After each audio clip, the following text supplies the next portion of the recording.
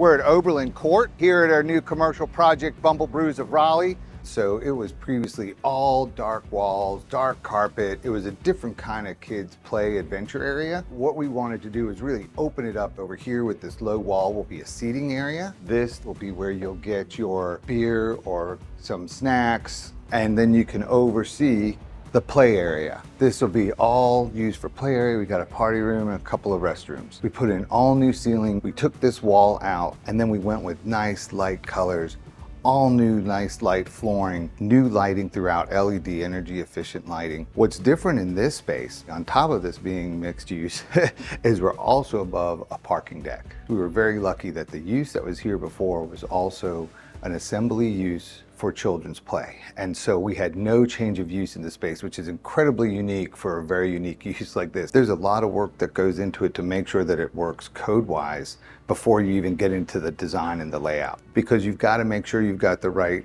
occupant load, the right exiting. There's a lot of life safety issues that are taken into consideration in the layout. This is a beautiful space. We're going to be wrapping this project up here in the next couple of weeks and look forward to showing to you what it looks like when we're finished.